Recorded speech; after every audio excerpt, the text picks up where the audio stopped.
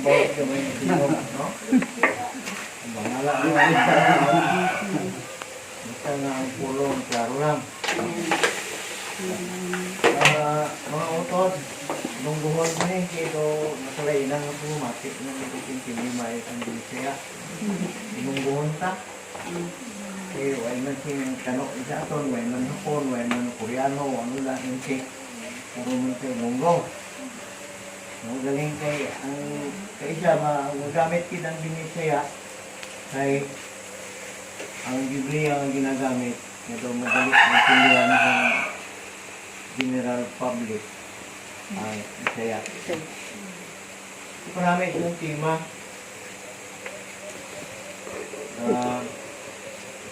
tema ko sabihin Hindi makita.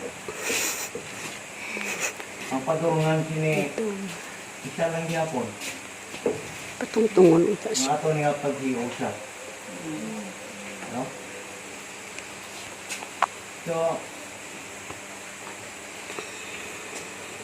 malapag ay nasa ginambal sa atong mamumulong ining parte sa ako ng isang region sa dali ang Lucas 9 versikulo 51 hasta sa 56 ang medyo nakuangan yung abrit ninyong dalunggan medyo linay ko tingog pero hindi man pala rin bagong tingog ko okay man? Okay man okay no? So medyo sangat pag-ipulan din sa akong mga sikapikon din diba?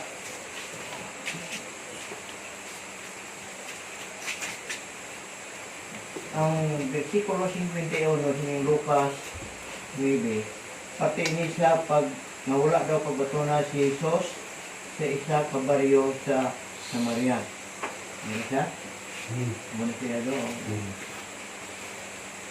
Siyang madali na lang ang adlaw na si Jesus dalon sa langit, palangit. Nagdesisyon siya na magkadto sa Jerusalem. Jerusalem, ano yung natawan niya, di ba? Gani may ginapauna siya ng mga tao sa kabaryo sa Samaria agod magpreparar sa iya dalayunan. At karon panahon dagi pa una nito kani ating tulugan niya hindi ba namin tulugan ng mataway, no? Pero ang mga tao sa sadtong nga baryo wala magbaton sa iya kay nahibaluan nila na magkadto siya sa Jerusalem. Okay, balod sini ang iya mga sumulunod niya si Santiago at si Juan. Nagkasiling sila kay Jesus. Ginoo, luyag mo bala nga mangayo kami sa kalayo, halin sa langit, agod masunugon sila. Pero hindi namin nga sila ng sunugon niya. Pero gibalikid sila ni Jesus kag ginsaway. So nagdiretso na lang sila sa ibang baryo. Luwag sila nagdayon dito. Kung tao na may kalayo. Ang mga sumunod ni Jesus, kadayon sa 57, so tama na ito 56. No? So yun siya, ang tuyo, kaya yung ginong Diyos din ang pagsangyaw ng mga balita. Sa atong na panahon ko naman ang ginabalik-balik para sa pag-iusa ng katawan. So, itugang tagri ang mga tema nga pati sa pag-iusa. Ako ulahon ining 1 Corinto 1:10. No?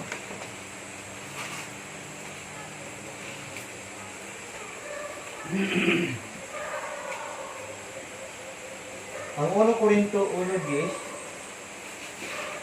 ang mga nagatuo kay Kristo dapat mag-isa. Diba?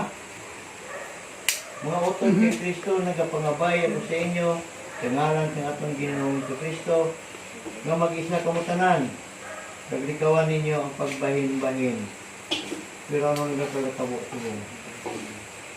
Sa una daw, 2, 3 lang na. Baling-balingan nila, no? Pero karon pila na kalibo ang nagparehistro ng reliyon. Ang natuwag. Mag-isa ka mo sa inyong mga panguna-una o sa inyo katuyuan. Ano ba lang katuyuan na itong tanan? Sa karon nga ayon sa Espiritu sa matuunan. Ang katuyuan ta ang ato niya kaluwasan ng atong pag-abot sa panahon na kita pagkahukman na. Diba?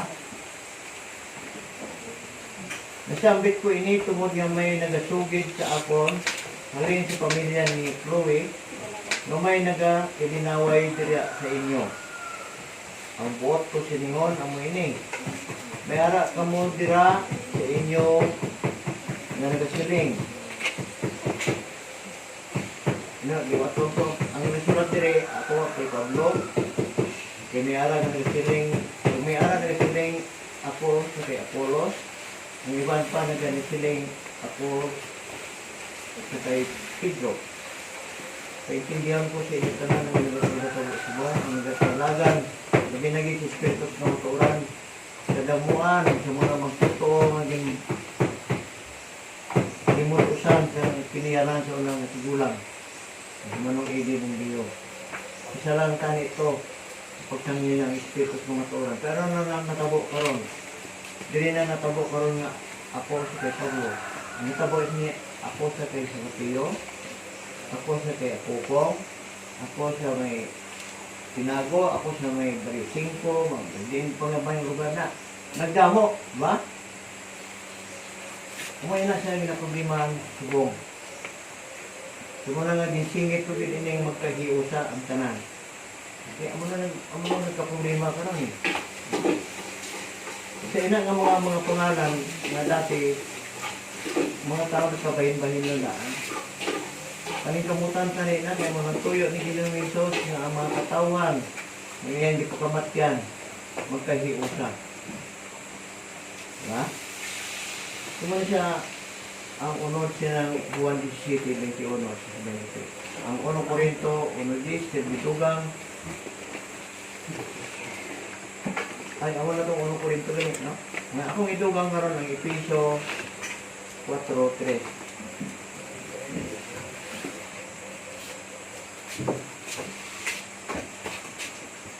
Ang Efeso 4:3, nagsiling, ini ang nagatituruhan ng isa kalawas kay Kristo.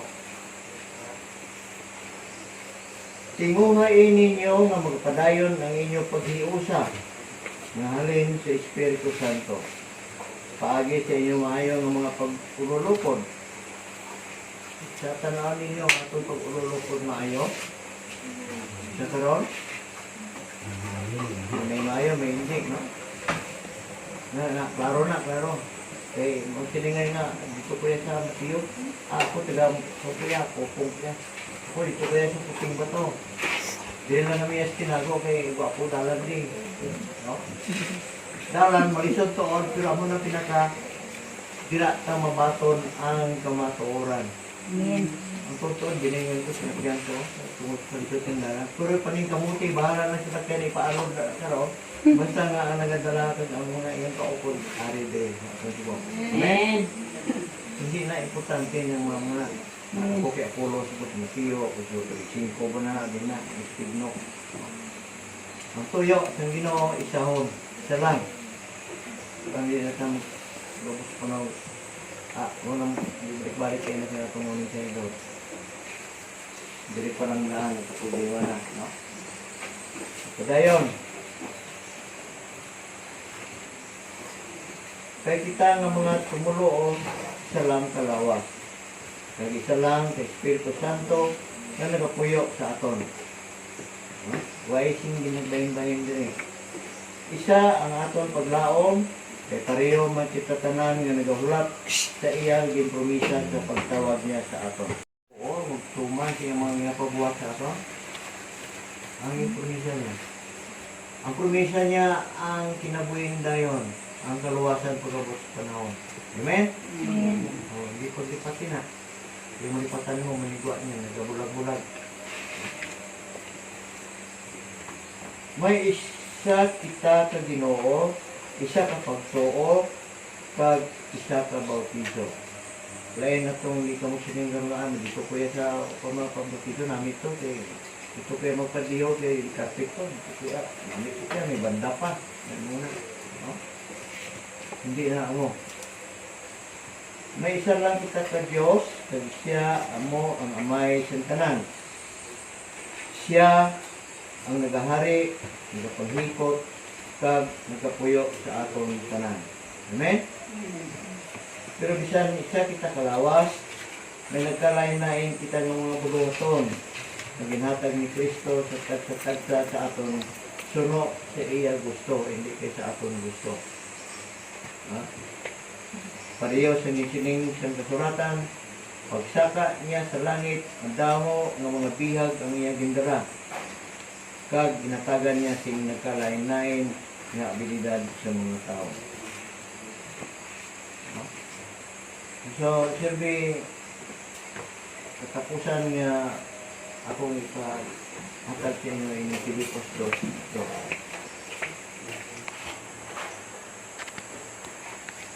Dulom-dulom mo eh. Dapat na yung matasan ito yung kita.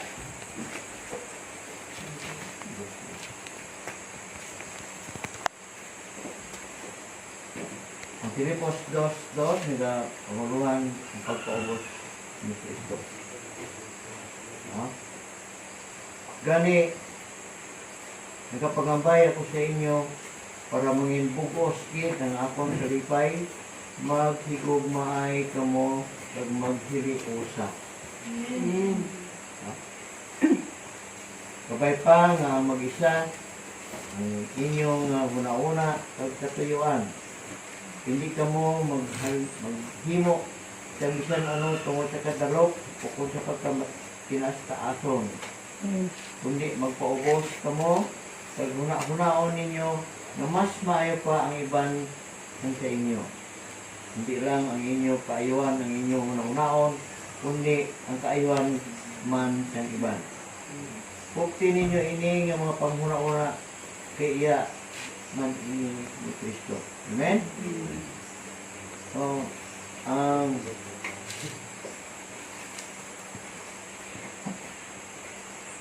pangamuyo nga ako ni Bilin, malas na kasulatan gihapon pinagi ni Rio. Kaya ko, nagapangamuyo man sa Diyos para sa inyo. Ang naghatag siyang kalinaw. Siya ang nagbanhaw sa aton, Ginoong Hesus, na amo ang makagagaw mo kag manugbantay. Sa aton, nga bilang iya mga karniro, kay tungod sa iya dugo, ginpaligon niya ang wala sing katapusan nga kasugtanan. Sabay pa nga ihatag niya sa inyo tanan ninyong mga kinahanglanon, agod mahimo ninyo ang iya kabubuton. Kag kabay pa nga paagi kay si Kristo, himuon niya sa aton ang iya gusto. Dayaw naton siya sa wala sing katapusan. Amen.